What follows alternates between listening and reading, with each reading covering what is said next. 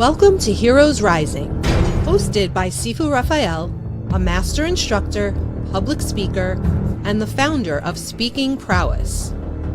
Known for his expertise in empowering individuals through the art of communication and leadership.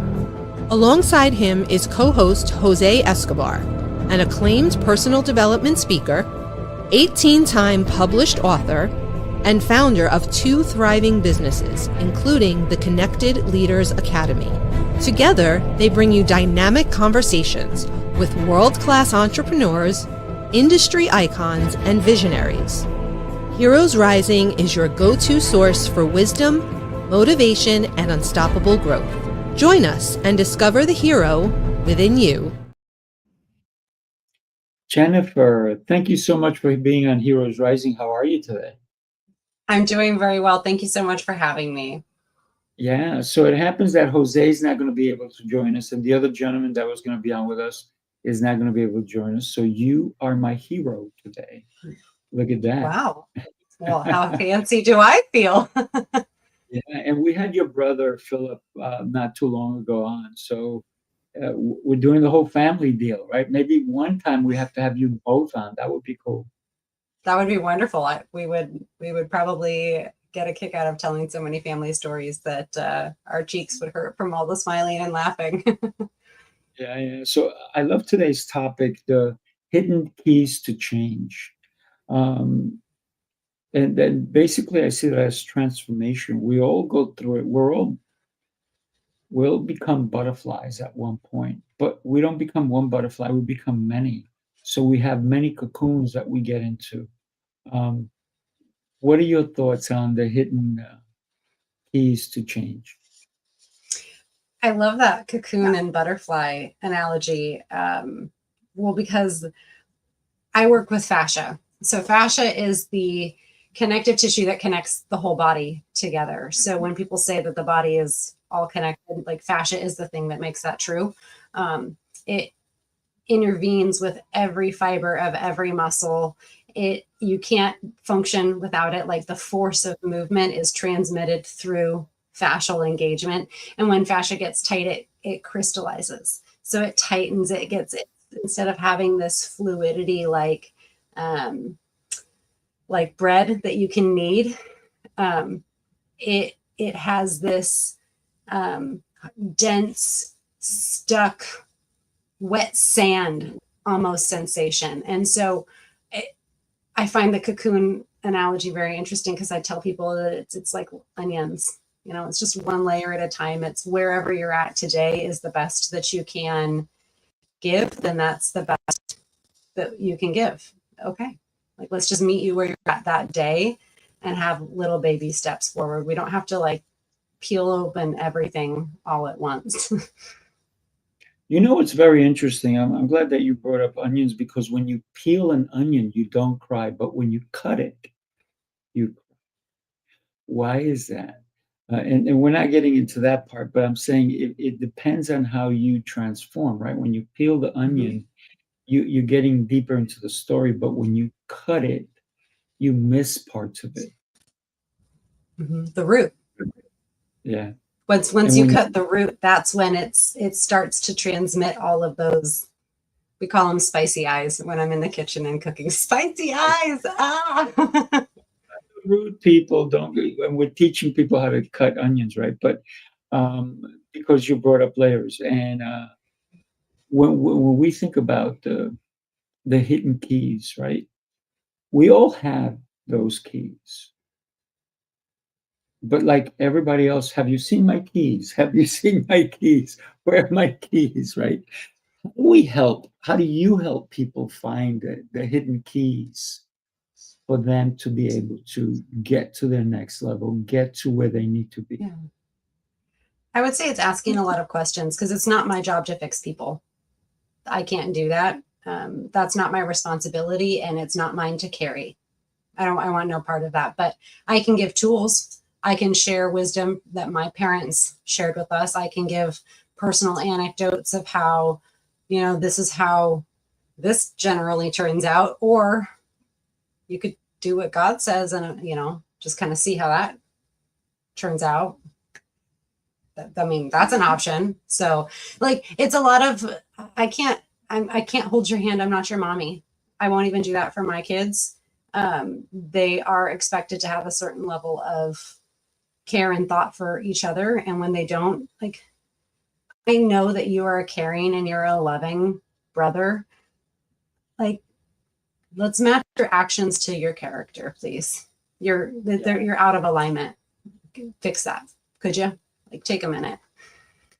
So just being able to, like, it's okay to say the hard things. I don't like confrontation, but sometimes confrontation needs to be had, myself included. Sometimes the most beneficial people in your life are your haters, because they help you look at the things that, what are they saying about me and why does it sting? What stings and why? What is the bit of truth that I'm uncomfortable with? Own just that part. Let's say it's 1% of what they said is accurate enough that you need to sit with it, then just discard the rest of it. Well, your brother said that you're stupid and ugly. Okay, but are you? Well, no. Okay, then why does it bother you? If you know it's not true, they can say whatever they want to say, because you know who you are. Your identity isn't shaken because of their words. That's just an easier way of going through life. Yeah, I love that concept of discard what's not true, right? And so many people are hurt by false lies. I said false lies, and that's kind of like a weird way of putting it, but well, something can be partially true and still a lie. Correct. I mean, that's one of Satan's favorite tricks, and that's what people who manipulate on purpose, that's what they do. They find that 1%, that 10% that is true, and then they make that the whole narrative, and that's how they get you into that manipulative hook. And so if you know who you are to a core, to a foundation, to the root, then you don't have to let those things bother you. You could, but that would waste so much energy that you could be using to continue moving forward instead of staying stuck. Like, isn't that harder to just walk in place on a treadmill? I don't know about you, but I'd rather go on a nature walk. Metaphorically speaking, I don't actually want nature to touch me. I want to touch it on purpose. Like, if I put my hands in dirt, that's one thing, but like spider webs and like twigs, like I can't do that. You can't. Yeah. Remember, you have kids, right? And maybe your kids will bring you something that you don't want to have. They'll bring you a spider. They're like, "Mom, look what I got." Like, what? Get that away from me. But I love the fact that you said, "I'm not your mommy. I'm not here to fix you. I'm here to guide you. I'm here to give you the tools so you can fix yourself." Because I love the concept of the tools that we have or we need to get from someone, or even the rusty tools that we stopped using because we thought there was something better, right? The grass is not always greener on the other side. It's your point of view. Yeah, right? And how much spray paint they use to get it green. That's right. It's very funny. We were talking about grass. When I had bought my house many, many years ago, the gentleman next door to me had these weird grass, and it was gorgeous. And he goes, "Don't you want my kind of grass?" I'm like, "What's wrong with mine?" He goes, "Well, it's got weeds, it's got this." It's like, okay. Now, what happened with his grass, in the wintertime, it turned brown, just one solid sheet of brown, and it was ugly. Yeah. And I'm like, "What kind of grass is that?" He goes, "Oh, it's the special kind." I'm like, "Well, you can keep it. I'm glad there's a divider between us so yours doesn't creep up into mine, because I don't want." It looked greener. It was beautiful in the summertime. But man, so we got to be careful when we're looking at someone else who may have what we want, what looks shiny, what looks bright, what looks incredible, yet we don't know what it really causes or what it does. Yeah. Or what it took to get them there. Yeah. It's not like I had this week I had somebody just kind of, I have a bunch of different colors of pens and highlighters and different things for when I'm doing my studies and things like that. And I pulled it out of my bag and was sorting through trying to figure it out. And one of the ladies next to me says, "Wow, you're so put together." And I was like, no.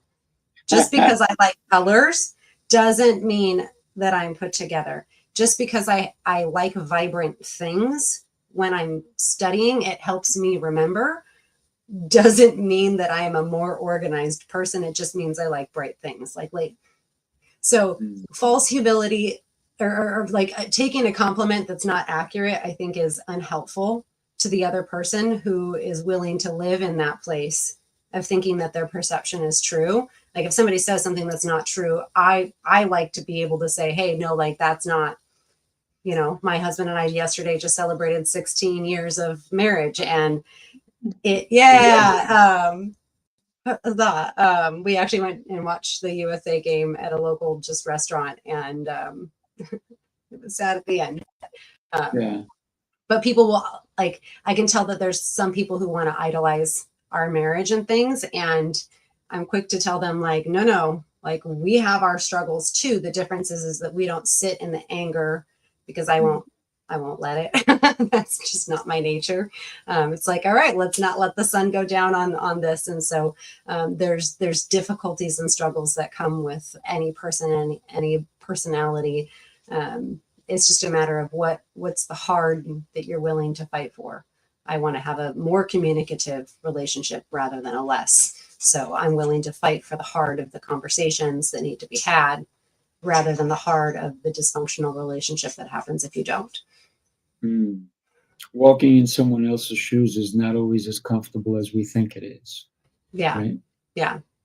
So that's just something I like to do, just because I think that it's not helpful for someone to idolize a couple that doesn't know all the struggles. You don't know what we've gone through. You don't know the fights we've had. You don't know the amount of back and forth to get to what is the middle ground we're both equally unsatisfied with, like you don't, but what did that, there's a reason that we're happily married after 16 years. And so we still choose to fight for the marriage, not against each other. Like the problem is the problem. You are not the problem.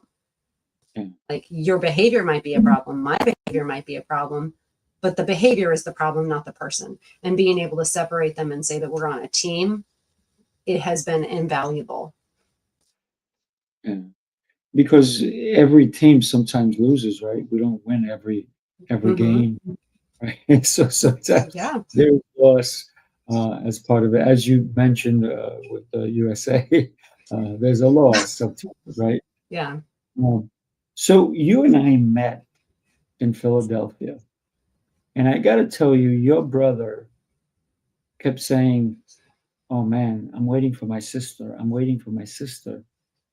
And I'm like, okay, you're waiting for your sister. And I didn't know until later on how much he cared for you.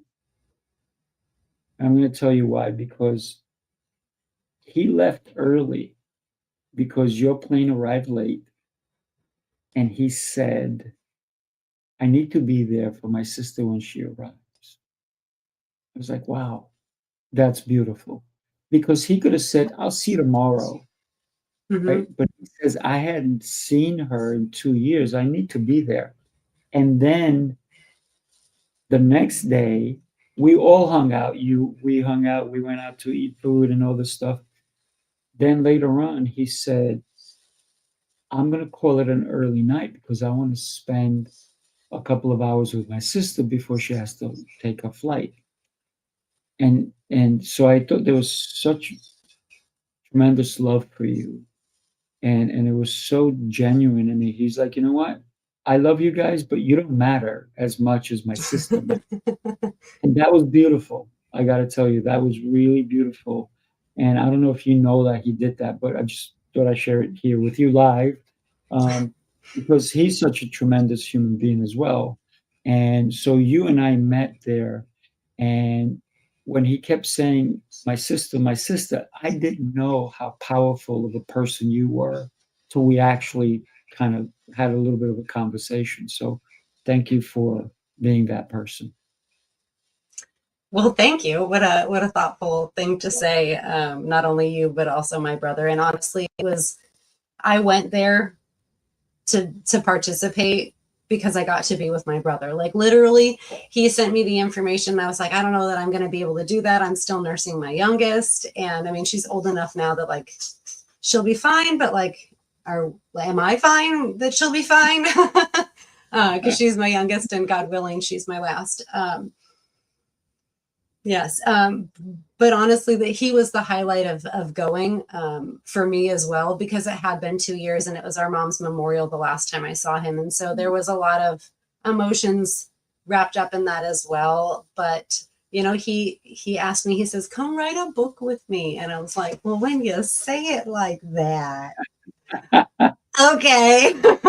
So I jumped on board, and our mom loved to write, and she never got a chance to be a published author, but writing and creativity is just in our genetics. That is how we are all genetically predisposed, whether we like it or not.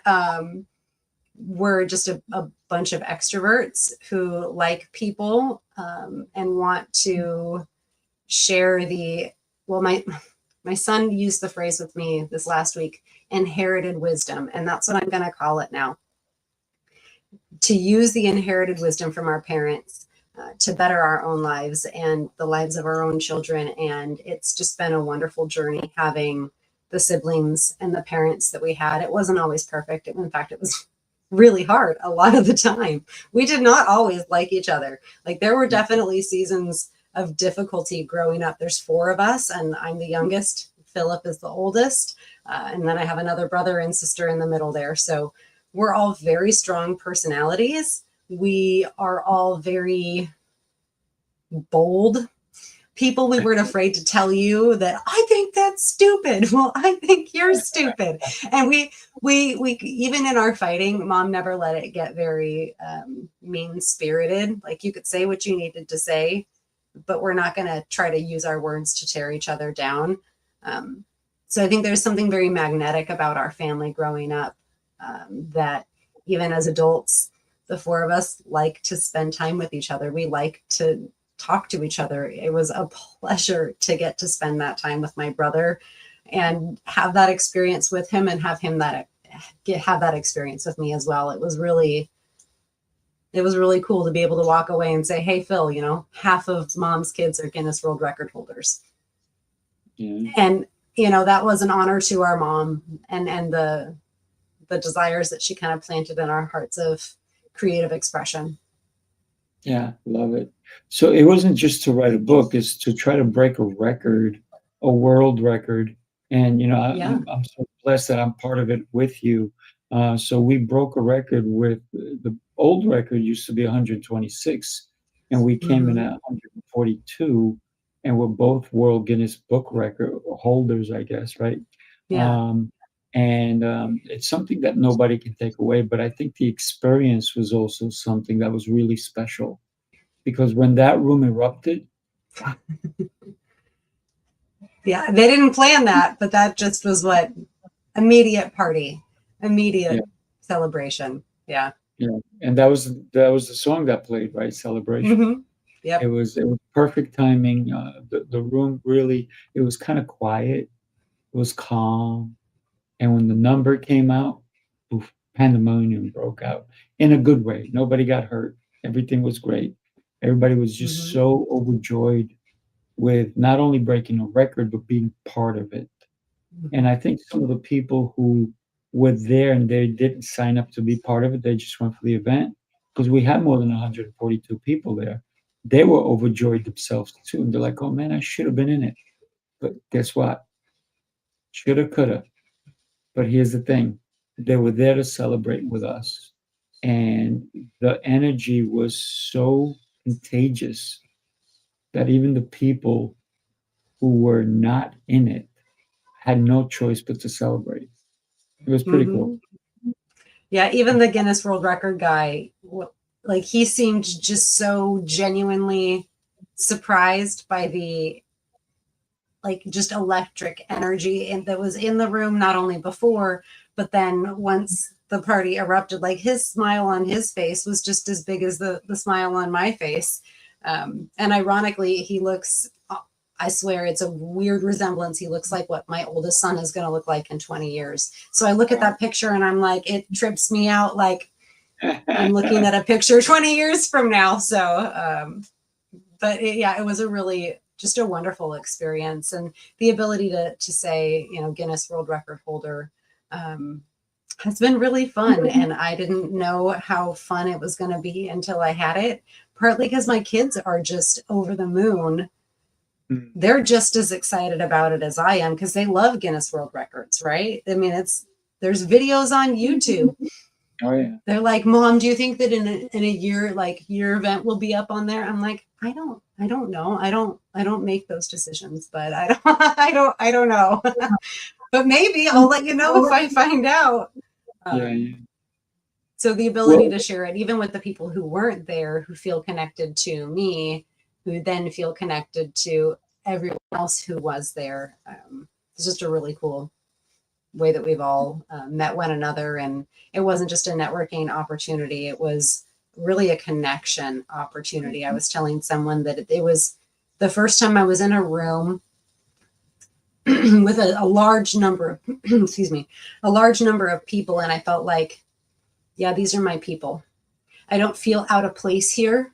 Like this feels like the place I was meant to be. Like, because growing up, I always felt, honestly, all of my siblings and I always felt like we were never accepted by the masses. Like there were like, somehow there was some scarlet letter on us that just, because you know my sibling, you don't want to know me, or, you know, because I carry myself some kind of way, you don't, okay, well, that's fine, but you're my teacher. Like, I don't appreciate that I have to defend myself against my teacher. Wow. So it was, we all had issues of feeling like we were on the outside, but I definitely felt that way. And it was really one of the first times where I was in a group of people where I was like, yeah, these are the people that we're like-minded. We're on mission in the same way. And my dreams don't feel small in this room. Oh, no, you know what I mean? Like, and that's really a unique place to be. I think that most people, when they actually say their dreams out loud, the people that surround them belittle the magnitude of the dream, whatever it may be. And it just was clear that that was not the group of people in that room. And it just was very, I felt like I could have talked to anybody in that room for an hour. And it was difficult that I didn't get a chance to talk to everybody individually because there were so many people that I did get a chance to talk to. And that was substantive that, you know, it takes a while to have a substantive conversation. You know, it's not just 2 minutes. So. Yeah. If you think about the hidden keys to change, because if you had not come to that space, if you had not participated, I think the keys, the hidden keys is saying yes, right? When the opportunity comes, you have two choices. One is close the door on it when it knocks, or open the door, let it in, but then also letting the opportunity in. Now all these different things have to happen. You had to get on a plane. Your plane was delayed. You're like, oh my gosh, this is like crazy. Why am I even here? But you continued. You kept true to your yes, right? And so you found a way to still get there, to still do your thing, to spend the time, to understand that the power of yes sometimes is probably one of the most important keys we need when an opportunity is presented. The power of no is yet very powerful, right? Because not every opportunity needs to be looked at, right? But sometimes we make the right choice. And I think this was the right choice for you. Because you got to spend time. with your brother, and I got to meet you. So for me, it was great. I'm glad you Yeah. said yeah. It was really, truly a wonderful experience. I really enjoyed all of the time with all of the people that I got. And, I refer to what you're talking about as green lights versus red lights. When God plants something in your heart and you feel like you're supposed to do something and you really feel like, okay, this is what I feel led to do. Like, if it's a green light, go through it. Like the story of talents, like the one he invested, the other he invested, it wasn't as big of a return as the first guy, but the third one buried it. What are you doing with the talents and gifts that are given to you? And so if you feel like you're supposed to do something, then God will give you green lights to get to the destination, unless he needs you to wait or he needs you to stop because, hey, you're veering off course and we need to recalculate here. You actually need to go a different. So if it's a green light, go through a green light. If it's a red light, stop at a red light. And if it's yellow, like, understand you might be waiting for a while before you can go again. But are you faithful in your waiting?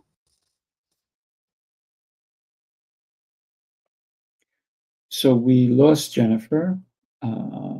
Hopefully she will be back. What a great conversation we're having so far. And I like the green light, red light effect and then you threw in the yellow, right? The in between. A decision has to be made. Either you stop or you go. And either one has different consequences. And she was just talking about the waiting aspect of it. But the other part is, what if you go and someone on the other side didn't want to wait for the light to turn green and they decided to just go anyway? And so there's an accident, because I've seen those happen. Somebody takes the light early. We have you back, young lady. Sorry, I don't know what happened. That's okay. I was just talking about how I love the green red light effect. And then you brought the yellow light, which is a decision light, right? And every decision has a consequence. Yeah. Talk to us about that. Well, I also think that God always answers a prayer. We just don't like the answer that we're given most of the time. And so we want to keep listening for the yes when it was a stop. Like, sometimes he says stop, and sometimes he just says wait. There's a waiting period and we're not willing to wait. How many years did Jesus wait before his mission was fulfilled? Like, we got to stop expecting immediacy and be willing to be patient. And I tell my kids, patience is waiting with a good attitude. Like, I don't need you to sit there sulking with a bad attitude. That's not patience. That's brewing anger. No, thank you. Fix your face before you talk to me. Thank you. Like, that's like that. Because if your face is making this, that means that there's something up with your heart. So you need to fix your face by looking at your heart. But we've just kind of shortened it because it's more fun to say. Fix your face before you talk to me. You're not ready. And I'm not ready to let that be what's talking at me. I had a little kid wanting to ask me something really important. And he just was crying and crying. Now at this point, you got snot coming down. He wouldn't say a word because his mother put him up to it. Tell me something that was important to him. And I kept saying, what is it? What is it? He wouldn't say. So then I said, okay, I guess I'm going to guess what you want to tell me. And I'm going to tell you no. And he stopped crying. But when the no hit him, he started crying again. And I said, because you cannot tell me what it is, so the answer is going to be no until you can express yourself. If you can't express yourself, the answer is no. And I said, talk to me when you're ready. I'll be here. I'm not going anywhere. And it kind of took him for a turn. And the mom kind of looked at me and she goes, thank you. I said, yeah. I said, listen, I know what he wanted to ask me. but he actually has to mean it, and it can't come from you.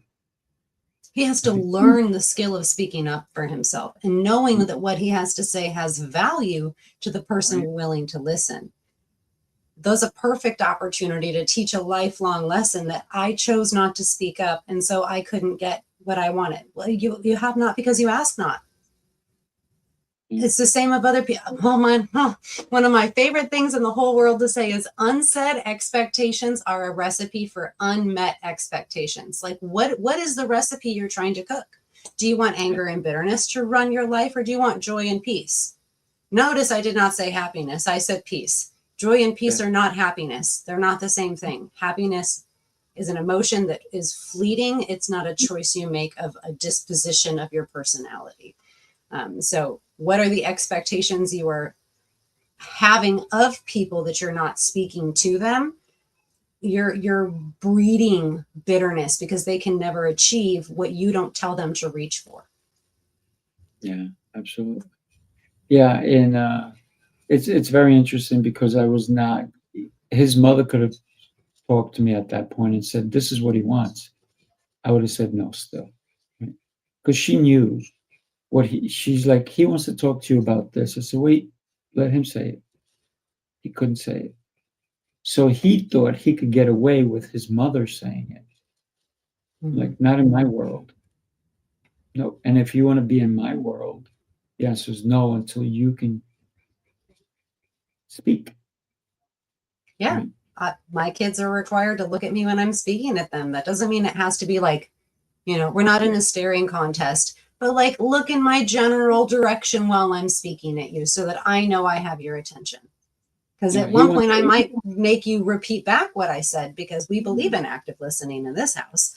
I want you to be able to have successful relationships with people outside of this house. And that requires you to learn the tools in here with your brothers.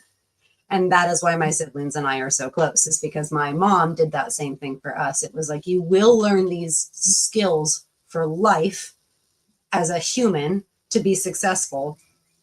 But also, these are the people who know you the best. They know the worst parts of you. They know the best parts of you. They know your funniest and most embarrassing moments. They are people worth having in your life. Act like it. Yeah. Yes, Mom. He wanted a leadership role. And I know that's what he wanted. I said, how can you be a leader if you can't even speak? So, but besides that, let me share something with you, and we'll be right back. Take a look.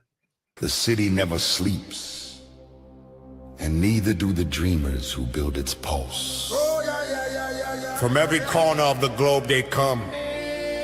Visionaries, creators, leaders, each carrying a spark ready to ignite the world. This is not an event, it's a revolution of rhythm and reason. A symphony of minds, a movement of momentum. Sifu, Rafael, Lancelot, Jose Escobar. Together they set the stage for brilliance. This is the NYC experience. Mastermind, light up the city. They coming from the east, coming from the west. Knowledge on deck, put the truth to the test. Leaders in motion, hearts in sync, dropping wisdom so deep it'll make you think. They bring stories, sweat and flame, different faces, one shared name. Elevation, that's the sound. NYC experience mastermind, where purpose is found. I move every time I hear that. Well, you can't help. I mean, if you have ears, like you should be like bopping along a little bit to that. Yeah. So, yeah. A little southern vibe there. I love it. Yeah. So August 21st, we have a different event, but this one is in September 25th through 27th. So get your tickets, people. Let's get you there. So talk to me about your journey, because you were telling me earlier how you've changed from what you're doing about a year and a half ago, and what brought that on, because you didn't want to be. Go for it. It's on you now. Yeah, so formerly my business was known as Be Well Doula and Massage, and that didn't feel like it really encompassed everything that I was doing, that I am doing, that I plan on doing. So I'm also a massage therapy instructor, as well as being a massage therapist for the last 16 years. And I'm also a birth doula for the last, I guess, 9 years now. That's crazy. And so I want to have more birth related classes. I want to have labor preparation classes where it's not just, hey, do these exercises, but what am I actually teaching clients in the labor preparation classes that actually translate to usable skills in labor, whether I'm in the room or not? How do I connect to people what they're feeling, where they want to be feeling it, micro motions. And so it didn't feel like Be Well was everything that I needed it to be. So I rebranded into Interwoven Therapeutic because we are body, mind, and spirit, and we have to integrate all three. We can't ignore one and pretend that, you know, it's not going to manifest negatively somewhere in our body. If we, you know, refusing to acknowledge some childhood thing, then we're probably going to have some kind of negative physical pattern, anxiety, GI problems, headaches, like it's going to manifest somehow, probably. Now, I can't fix people. I can't make miracles happen, but the fascial system is extremely complex, but extremely simple at the same time. So I'm able to just kind of find those places where they might be physically holding something attached to that negative memory from childhood, let's say, in this example. And so I don't need to know why it's there. I don't really care why it's there. It was a protection mechanism that your body used to protect you for whatever reason, and you don't need it anymore. So let's just work with the nervous system to calm it down, nice and slow. Everything's very slow. And then just see what the body decides it wants and help it do that. And it's amazing how the body can do what it needs to do. It just needs to have something there to help it through the process. In John Barnes' work, it's referred to as an external input. My hands are the external input that your computer program of a brain needs to have your fight or flight system turn off and recognize the touch to be safe, to be effective, and allow your body to let go of whatever protection mechanism it needed for whenever it needed it, but it's no longer serving you a purpose. And by doing that, I just have incredible interactions with people where I never know what the body is going to tell me.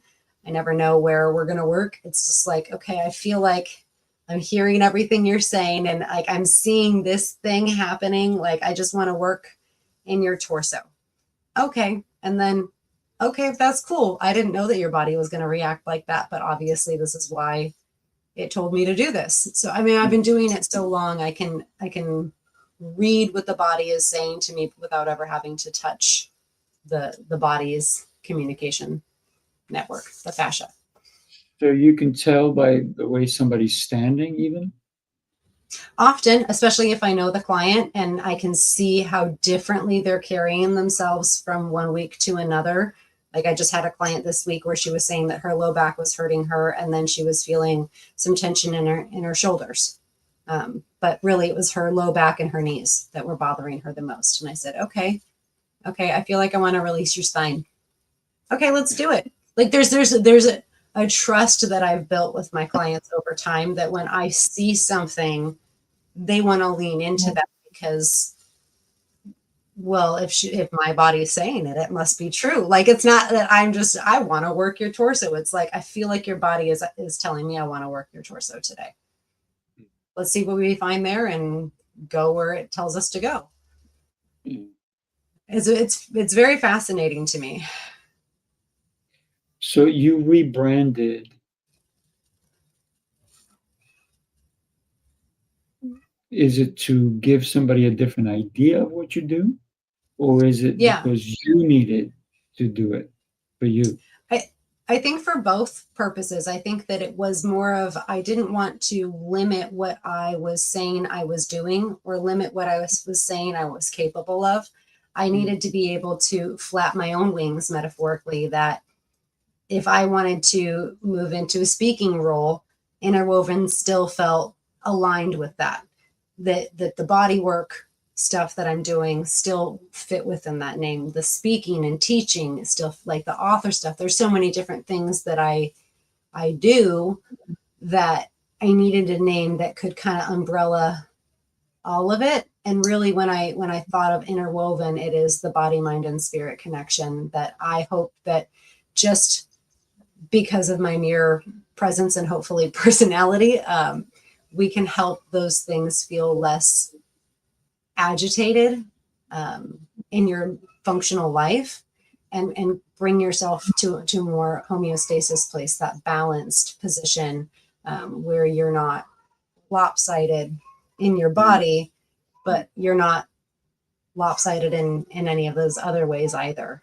Your spirit and your mind are equally important to the dynamic, and I don't want to ignore those facets of a human. And really, it's just questions and being present with the person. I'm not putting my belief system on somebody. It's just allowing their body to let go of whatever isn't helpful to them anymore, and they do the rest of the work.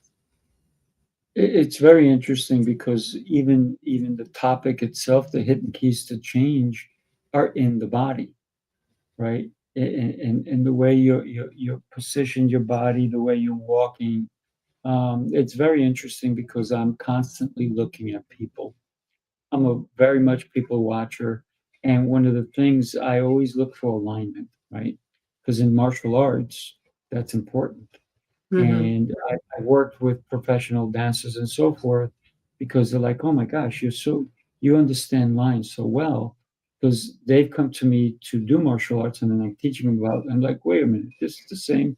And so it kind of works, right? But the body doesn't lie. And there's so many hidden things within the body, right? That really, if once we unlock them, right, those are the keys that we have to put them in there and unlock it, and all of a sudden things unfold, right? Yeah, I tell people all the time that the body never lies. It's always communicating something to you, is whether you're willing to be still and quiet long enough to listen, because the body speaks in a whisper until it's forced to speak in a yell. It will never yell at you unless it's whispered for a long time first. I want to train people's brains to process the whisper so that it never has to get to the yell. I don't want people to need to see me. I want them to want to see me. I want their functional life to get better as a result of the things that I am downloading into them during a session. It's often, I'll joke at the end of a session, thanks for coming to my TED Talk, because whatever topic we've found in the body that's related to what you've got going on, if you want to talk about it, let's talk about it. Sure, let's go through the thought experiment. That was our dining room table growing up. That was how we did dinner. Literally, like, that's not an exaggeration. It was, know what you believe and why you believe it, or you've got more to learn. And so it didn't matter what position we had. Somebody was playing devil's advocate until there was no more advocate to have. Like, we would just play out scenarios to the end of the thought experiment, or somebody would chime in with their new topic, and then like, that's just the way we were raised. So we just see things differently. Yeah, it's a great way to start looking at your own life, right? Because so many people don't look at their own lives as that, right?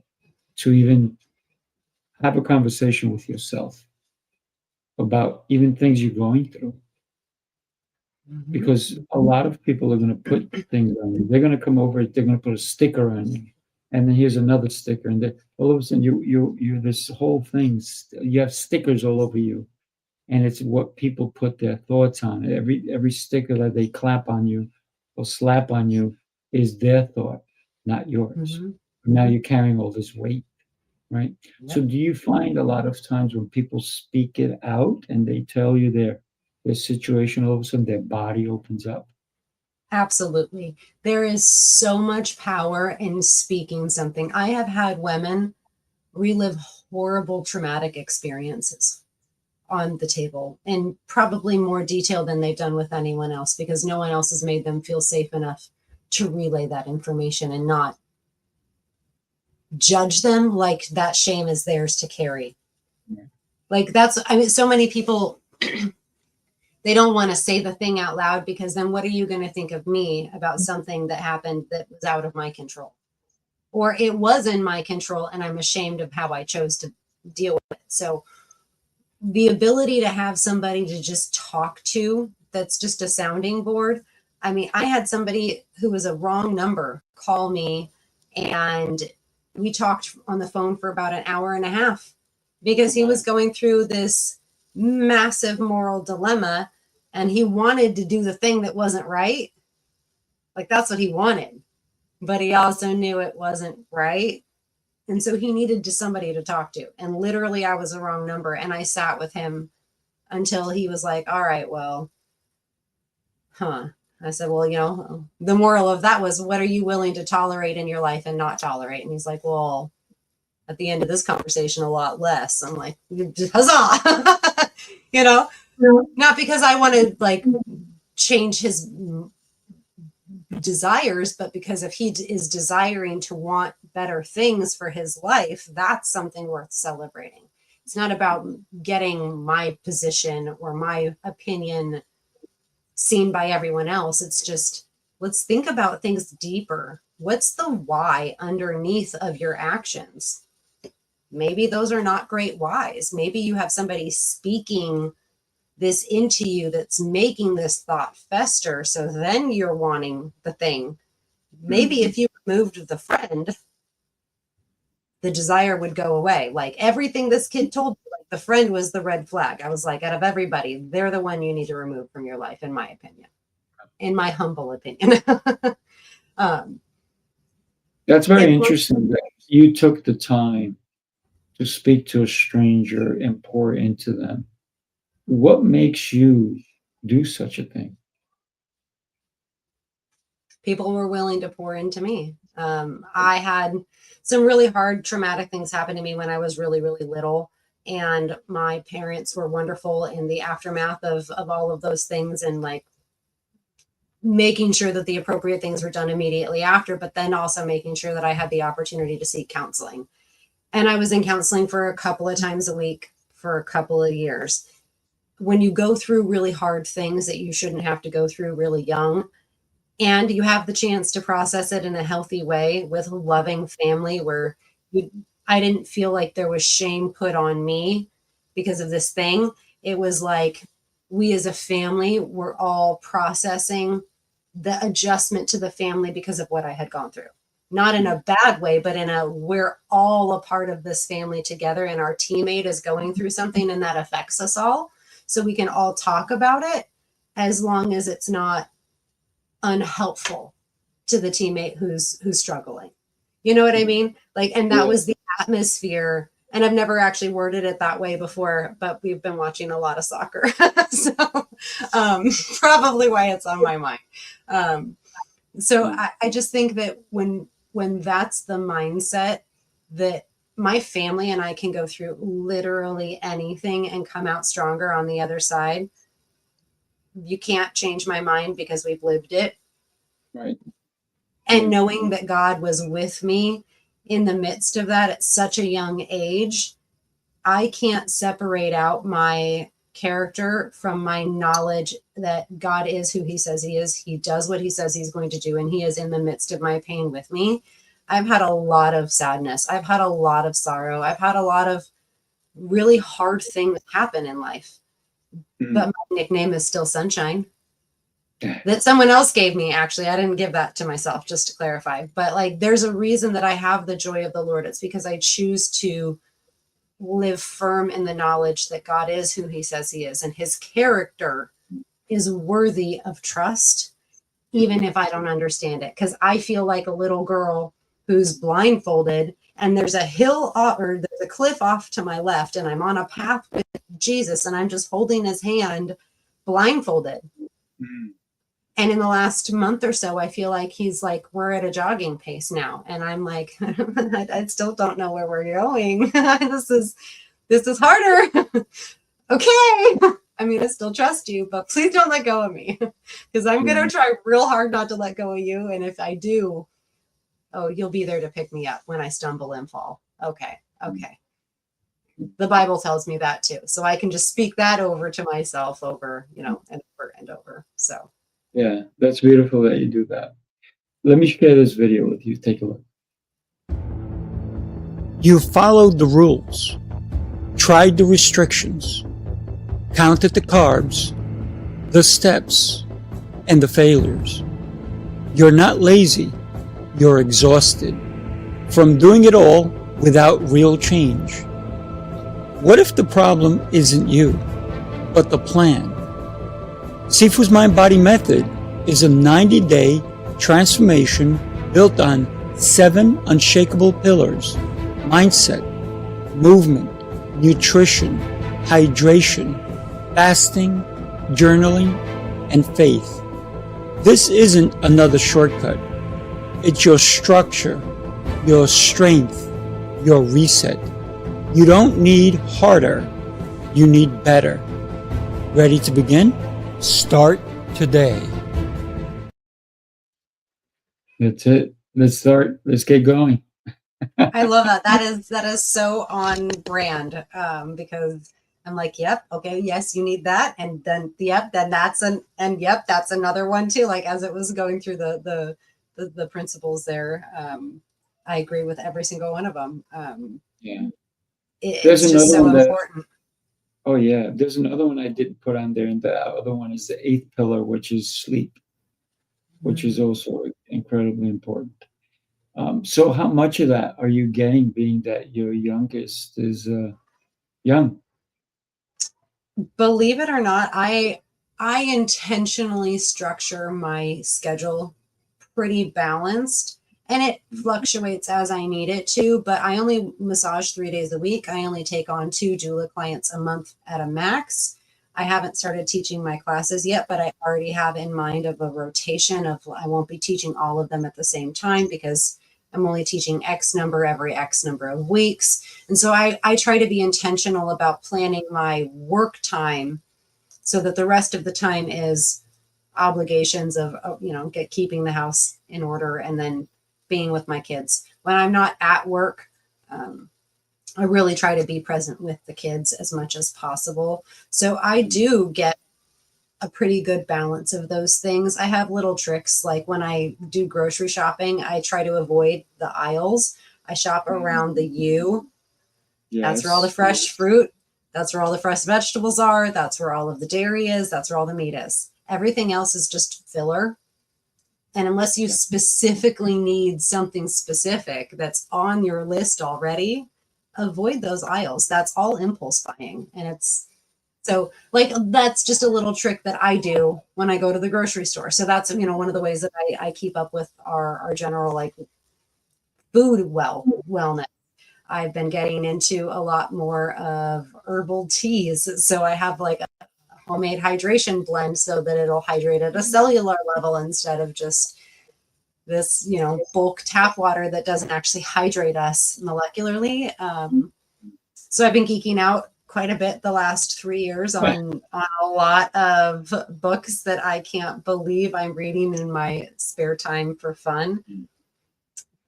Okay. I'm almost unrecognizable since taking my first John Barnes class, in the sense that I feel like I had all of the pieces to a puzzle, but I didn't have the box that the puzzle came in.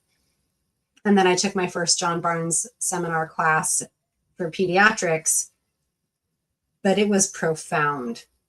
What I learned, what I experienced, what my body went through in the hands-on portion where you're practicing, the way that my body responded was so unique. I was like, okay, so I can't ignore that something actually is really beneficial here because I'm the one who experienced this very profound experience in class.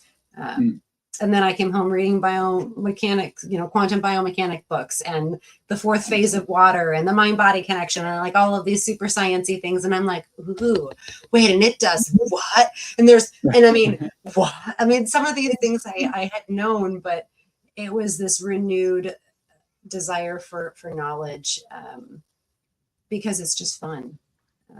Isn't it fun? Because I teach on all that, and I have tons of infused teas, infused waters, and just drinking straight up water doesn't really do anything for you.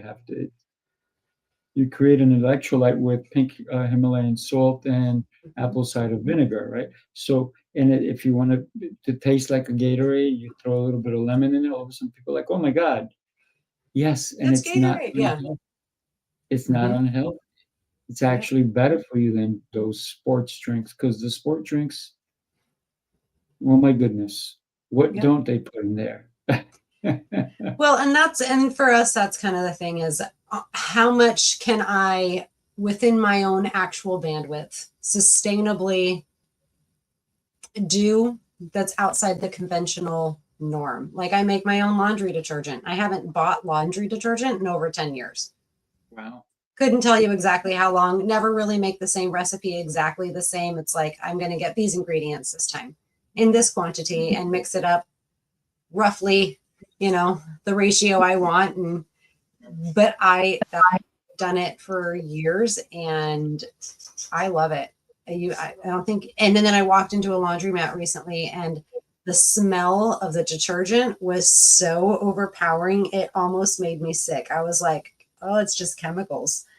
It's just, I'm breathing in chemicals. No wonder I'm so happy with our laundry detergent. The smell is good, when you first put it on, but the absence of smell is clean. That's it. So I have questions. What a great time that we've had together. Thank you for being here. And I know we had other people who were supposed to be here, but it happened to be just you and me. And I'm kind of blessed that happened, right? There's a reason everything happens. As you know, we both believe in God and he knows better than we do. And so, but one of the things that is kind of crazy is that your camera keeps flickering and it's like, I'm like, oof, it's almost like saying, look at me, right? And it's kind of cool. Yeah. Well, I'm glad. I don't know why it's doing that. It just started to do that all of a sudden and it won't stop now. But because what winds up happening is it just says, keep looking because something special is going to happen. So thank you for being here and being that special person. So I really appreciate thank you. Before we go, why don't we put your information across the bottom? What can somebody expect when they do connect with you? Well, they'll give me a call or send me an email and I will find out what it is specifically they're inquiring about, whether it's massage or doula or classes or, my books or speaking engagements. And then you get on my calendar for whatever the event is. And I have different forms for different things. So massage forms are different for massage things and doula forms are different for doula things. And kind of getting all of my operations set up for requests for speaking and teaching opportunities in other places in other regions. So email is really the best way to connect with me there other than directly a phone number. My website, I've got my Facebook and my Instagram. So I'm findable. That's it. Yeah, just go to her website. Is going to say your website out loud. Yeah, interwoventherapeutic.com. Or it's Facebook, Interwoven Therapeutic, or Instagram is Interwoven TX, because I'm in Texas. There you go. Perfect. Jennifer, what a pleasure. Stay young, stay beautiful, and keep those kids engaged, because I know you will. And I can't wait till I see you again in person. Thank you so much. It's been a pleasure to be here. I'm so grateful for the opportunity. And every time I chat with you, it's just always a good time. So thank you. Okay. God bless you. And everybody, do me a favor. Somebody needed to listen to this message today. And if they didn't, share it with them because they will benefit from it. Thank you, everybody. God bless, and we will see you next time. Take care, everybody. Bye. Thank you.